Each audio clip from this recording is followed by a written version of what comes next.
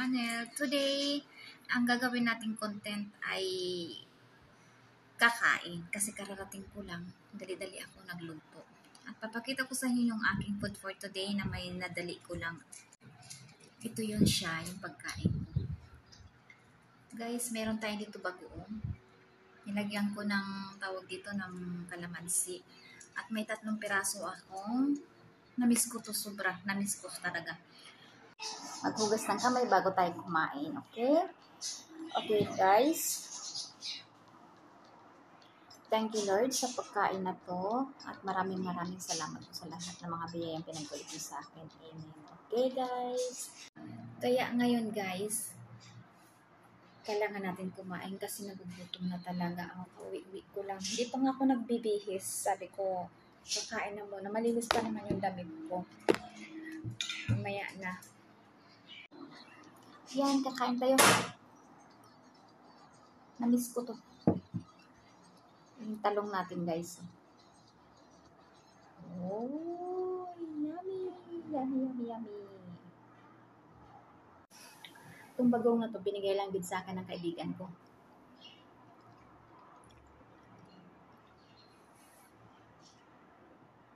Grabe, nakakapagod yung trabaho ko today. Dalawa.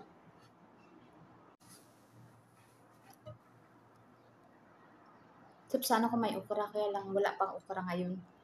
Yung season ngayon. Spring kasi, kaya lang siguro di pa pwede pitasin. Masarap nito ganito.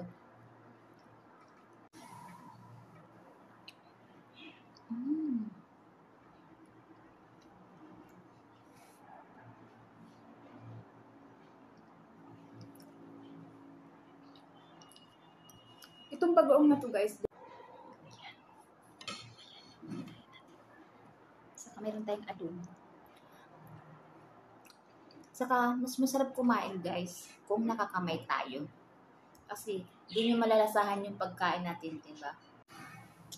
Yung sa kanila, mamaya na ako magluluto kasi 5 o'clock pa lang ngayon.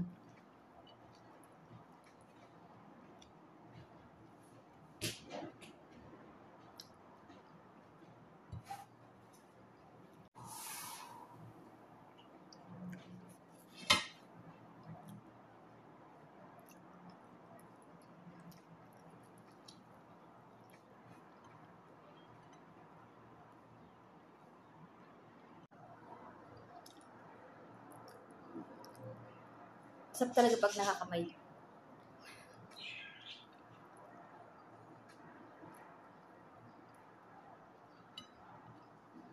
Kain tayo, guys. Susunod, talbos, okra, mga ganun ba? Yung mga nilaga lang lahat ang gagawin ko. Kasi yung talbos ko na tanim, tumutubo na naman siya.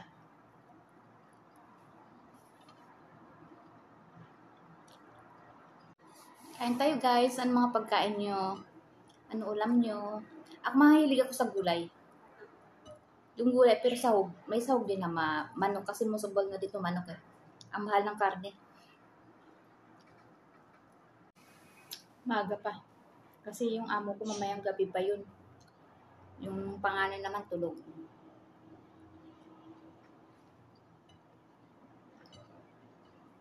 Namiss ko to.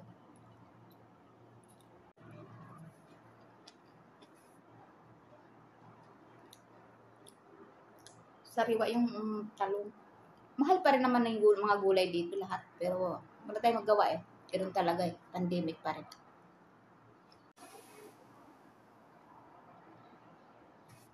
Inadobo ko. 2 hita lang naman itong ginawa ko eh.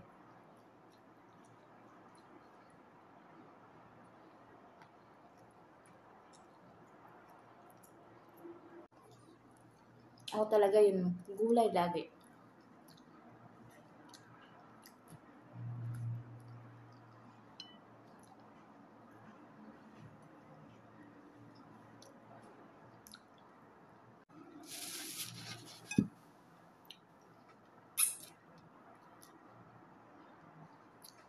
Masarap yung buto. Sa manok talaga parts, sa buto-buto talaga ako.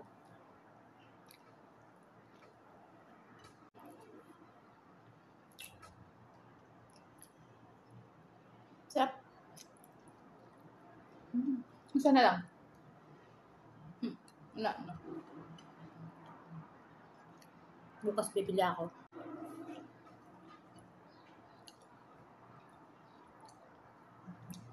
Meron pa ako adobo. Hanggang bukas pa yun. O, diba? At least hindi ako hirap. Kakain na lang ako.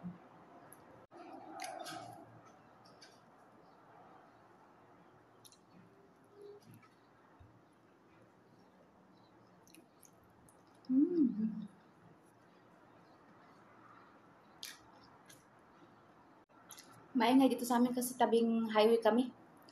Lahat ng uri ng sasakyan maririnig mo. Tapos mahangin ngayon, yung weather la, hindi maganda. Sabi may ulan daw bukas, 85%. Wednesday na lang. And then, sobrang alon. Maalon.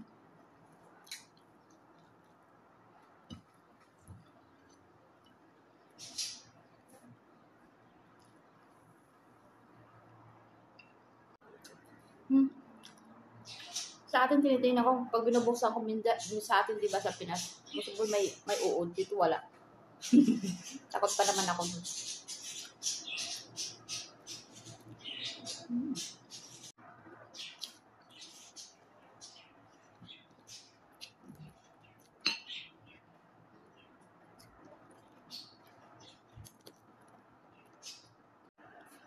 Narinig yung ingay ng ibon ko. Ganyan yan. Sabi ko sa inyo, kompleto dito kahit di na ako maglagay ng music.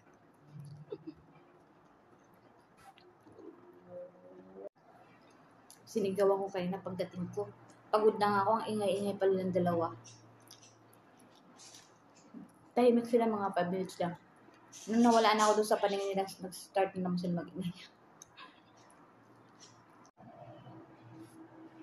Tapos ang haba pa ng biyahe ko. 3 sakay ako nun. Pero okay lang, wala tayong magawa. Dating ako. Wala tayong magawa, guys. Pasalamat pa rin. Maraming mga OFW dito na walang mga trabaho, guys. Hindi nyo lang alam. Kaya mas maswerte pa rin ako. Nakakaawa sila. Lalo na yung mga nangungupahan, yung walang bahay. Tapos yung mangupahan ka, tapos pagkain mo pa, yung sasahorin mo, magkaroon ka man ng part-time, is not enough para ipambayad sa bahay. Marami dito.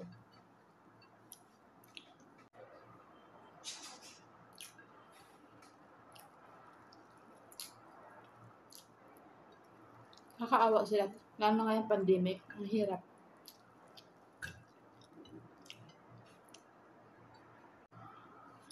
Kaya, mga trabaho ko talagang sabi ko, minamahal ko talaga kahit pagod na pagod ako, pinapasukan ko. Kung kaya ng katawan ko, pero talagang iba na yung pakiramdam ko. Di ko pinipilit yung sarili ko. Na binibigyan ko ng sarili ko ng rest. Yun nga lang, kinabukasan yung magiging triplet na yung schedule ko kasi kailangan pasukan din yung kaso maasa, di ba?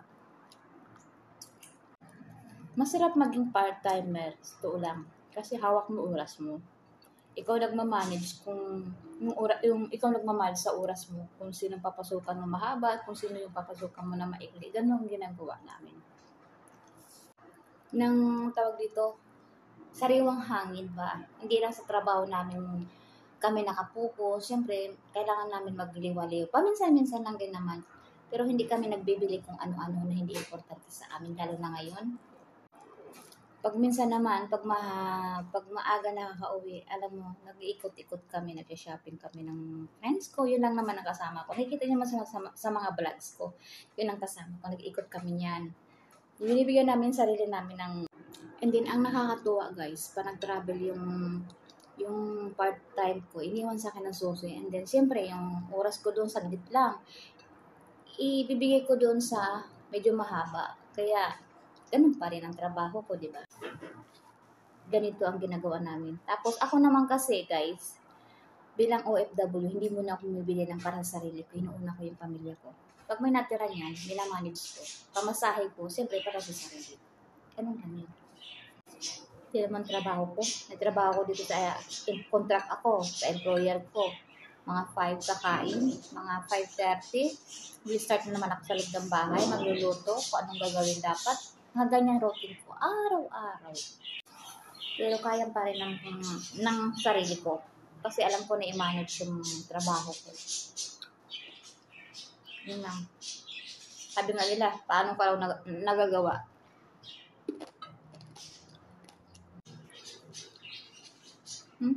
Kakain pa sana akong kanin. Kanina kasi nasa biyahe ako, nagugutom ako. Bago ko sumakay sa pangalawang sasakyan nga pala, bumili ako ng tinapay. May bagong potato ako na itinanim. May bago akong tinanim. Tapos, kahapon, isang araw lang pa. Tapos meron ako tinanim din sa kasunod noon, mga 3 days.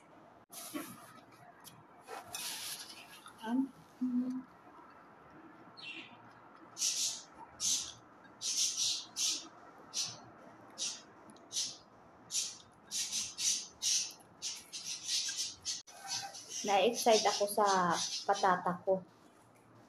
Nakitaan ko, ang daming laman. Ito ako, excited na ba ako?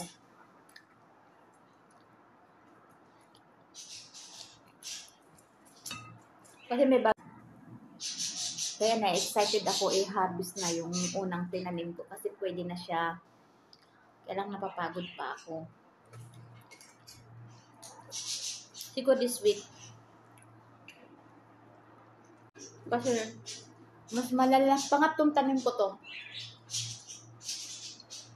Noong una maliliit lang siya, pero ngayon nakitaan ko yung pangalawang same pa rin. Pero ngayon, malalaki talaga. Malalaki yung laman. Kaya natutuwa ako. Ang hilig ko magtanim-tanim kahit small space lang, basta may lupa. O minsan naman kahit walang space, ako bumibili ako ng mga galon. Yung galon-galon na empty. Saka bumibili ako ng buhangin. Yung lupa ba? Ay naku guys, daldal ko, diba? Pasensya na. Naubos ko lahat. Ubos ko yung sausawan na lang, yung bagong din natin tatapon kasi baka bukas ulamin natin. Mahal yan dito, saka wala dito guys. Galing pa ng Pinas yan, ha? Okay guys, dito na nagtatapos ang ating vlog for today. Sinamahan niyo ako sa pagkain. Maraming salamat po. Sana po hindi pa nakapag-subscribe at mag-subscribe na sa aking YouTube channel guys. Thank you!